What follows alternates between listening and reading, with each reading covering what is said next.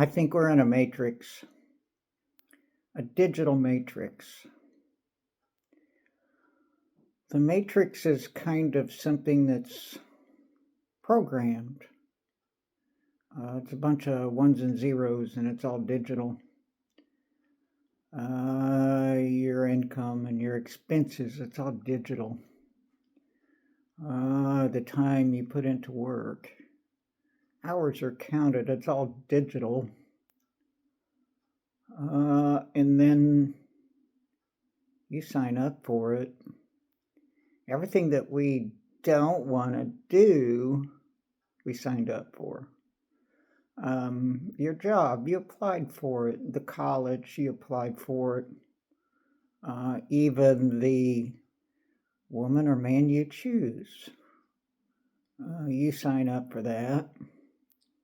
You sign up for everything, and then the matrix takes over. You have the same house as your next door neighbor because they built them all the same. Your car's got a different brand, but you probably drive the same SUV that everybody else drives. We're programmed.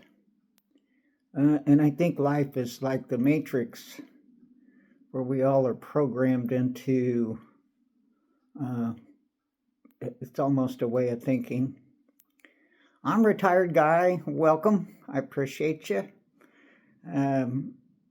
There's things that go quiet after you retire. And I think you're going to step out of the matrix. That digital life might still kind of be there, but you're going to throw it up on its ears. All of the things that were will be a little different. And I think you're going to find that it is most notably more quiet right after you retire. Friendships. The friendships you had might be created by work, by your job. You're chasing along with somebody else. They're doing their thing, you're doing yours, and then you step out of life and you have a whole lot more time, but they're still chasing. So sometimes sharing those kind of things might, it's just not there. I mean, you don't necessarily want to share every day because your day is different. You don't go, oh yeah, I was almost late to work. Man, the traffic was terrible. How was it for you? Well, guess what? Traffic was terrible for them, but you sat at home, so they didn't think about calling you. So it just kind of changes. The structure changes.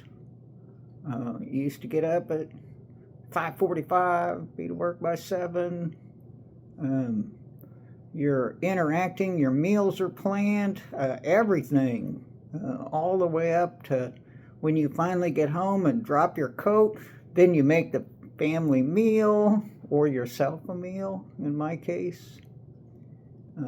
So that, there's a whole structure built around your work life. That all is going to go quiet. Pressure. You don't have the pressure of demands, of meeting goals, of making appointments, of being to work on time. I work at a little grocery store 2 days a week now. I'm almost fully retired. I'm pretty darn close. But the one thing that you can't be is late. If I leave a little early, nobody loses it. If I'm late, they lose it. So, that pressure of being on time, that pressure of meeting demands, if you got reports that you do, if you work from home, I know what that pressure is like. I have a friend of mine's son, and he can't hardly look away from the computer. The pressure is just unbelievable. The tempo gets quieter. You slow down. This is an unedited view. I hope you've been able to handle just getting it real, not all digitally cut up and I don't edit. If there's a moment of silence, I consider you a friend. You'll let me, I hope. It gives me a chance to think sometimes, and it gives you a chance to think. But the tempo slows down whenever you retire too. You don't have to keep up with all those demands in life and all of that. You can actually just relax.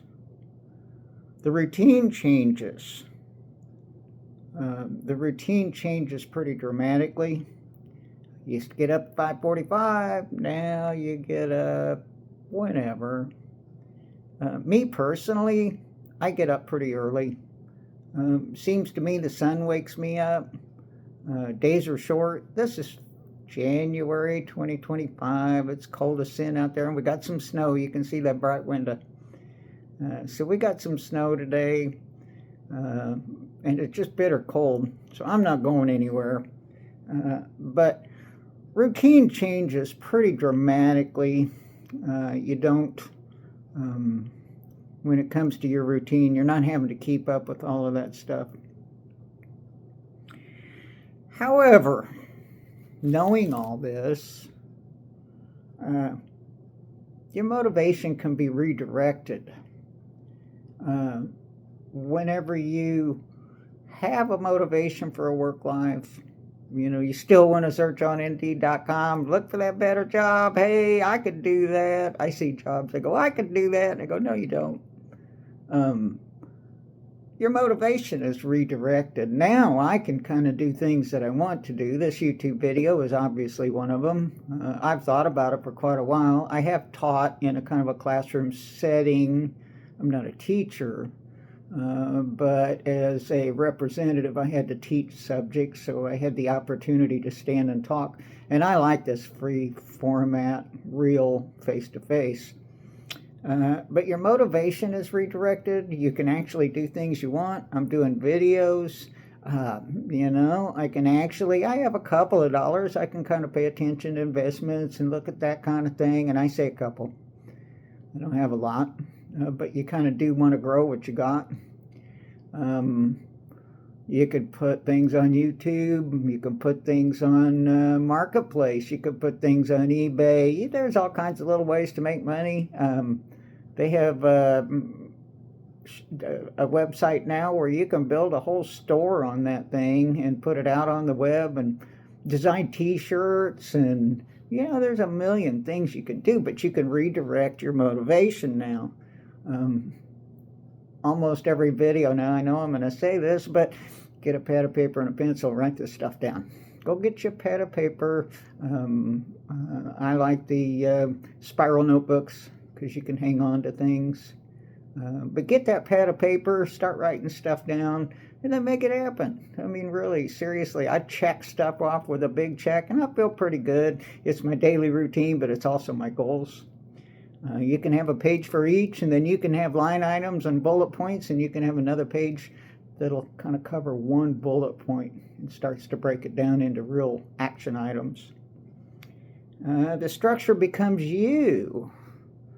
When do you want to get up? When do you want to go to bed? What do you want to eat? When do you want to eat? When do you want to run your errands? The structure is now becoming you. You're stepping out of the matrix. You're not just following what everybody else is doing. Hopefully by now you're approaching retirement or now retired and you didn't buy a brand new car. Maybe people can afford it. I don't know. I can't. Cover the maintenance on what you got. Keep it basic. Focus on the bills too. And your structure again becomes you. Your routine becomes you. So you can pay attention to what you want to pay attention to. And things start to develop. Tempo slows way down, but it becomes comfortable. I mean, I haven't raised my voice and I can't tell you when. I don't pay attention to politics. I'll just throw that out there. I might do another video on that and won't be politically inclined, but I'll tell you what, they tug you around for clicks, for money. Just kind of ease up on them politics a little bit. Start focusing on yourself. Write things down on your pad about yourself and then get motivated about at least one of them. An activity or whatever it may be, but tempo becomes comfortable, it becomes you. Friendships require effort, but they can also bloom. Let me give you an example. I have probably a dozen friends, very close. Somehow, from high school on, I've been able to hang on to most, if not all, of my old friends. And we check in on each other now at this age, which is pretty cool. One day I had 3 texts from different people, and they were all my old friends from different places. And I thought, wow, this is pretty awesome. So I do try to make an effort to check in, and I'll just say that. Say, I'm just checking in on you. How are you doing? They love that. They're not being bothered. If they don't text back, don't worry about it. This is not the time of life for demanding on other people now. Just roll on to the next person you feel like you want to text, and then go to your pad of paper and start working on yourself. Goals become you. What are your goals? I think everybody needs goals, especially when things go quiet. You actually have the opportunity to sit down, think about what exactly it is that you want to do, and do it. What is it that you want to do? I mean, in retirement, you want to quit. You don't want to work anymore, but what do you want to do? So again, with that pad of paper and pencil, write down the things, and I know I don't remember where it came from. I wished I could give them credit, but they had something that was, it was what's your parachute? Oh, you could probably look it up and find it. But the whole concept of this what's your parachute thing is that you write down on one side of a piece of paper all the things that you like. Oh, I love the outdoors. I hate the cold. I like people. I'm not very active. Put all the things that you like to do on one side of the page. Then put all the things on the other side of the page that you don't like to do. Okay, and then you start to formulate the kind of things that you're attracted to, and then look for things that fall in those categories. Like, I like to be active, but I want to be indoors. Okay, let's go roller skating. I mean, I'm not kidding. Let's go bowling. Shuffleboard. I don't know. There's a whole bunch of stuff that one could do, with your goals and your time. Again, you can do something to make some money too. I mentioned a couple of those, a little marketplace on Facebook, or, even YouTube videos. I mean, I'm having a ball. I get up every day and I'm all excited to do another video, and I know this is going to pare down to maybe one a week at one point, but right now I can't hardly, I'm excited. I'm excited. You need to be excited about something, be ready to go do it. So that pretty much sums it up. The Matrix is a thing. I know it sounds weird, but to me, it's a kind of a thing. We get stuck in these lives, and if you start to look around, you didn't really cause any of it. You kind of fit yourself into the matrix of life. And when you get a chance to retire, you get a chance to step out of that matrix, and you get a chance to start living for yourself. Realize that. All the things that the matrix had in your life, the pressures, the friends, the structure, the temp, everything, the routines, it's going to disappear. So you're stepping out of a matrix of sorts. And then, like the first time around, you signed up for that. You signed up for every single thing you did in life. So, at the same time you're excited to do things, be careful.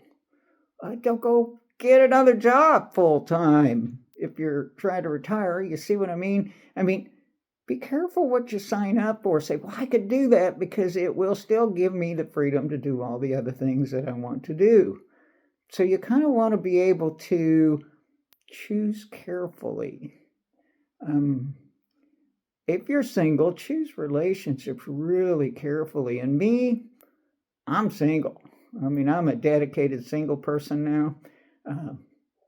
As I mentioned before, I lost my wife, so I'm involuntarily single, but now I see the opportunity in it. Yeah, it's quiet in the house, but my mind is going all the time. I've got friends on my mind. I got YouTube videos planned. I'm doing a little bit of marketplace right now. I'm selling the house right now, and then I'm going to move to an off-grid cabin that has absolutely no utilities because I want to live with virtually no expenses. That's my goal, and then I can take whatever's left out of this house money and I can take and maybe get that fixed up and move on. So I'm thinking moving forward, I'm stepping out of the matrix. I'm going to create my own. And I hope you get the opportunity to do the same thing. There's a whole lot that goes quiet after you retire. But if you look at all the opportunities that unfolds, I think it's something that you're going to enjoy thoroughly. So have an awesome retirement. You can be alone and not be lonely. Keep yourself busy. Keep going. I hope this motivates you a little bit. And you take care of yourself. You hear? I hope you get to see me on another video. I hope I get to see you on another video. Like and subscribe. I'm supposed to say that kind of stuff. I don't have very many, so it helps me out a bunch. This is pretty new. Again, thanks, and just thanks for hanging out with me.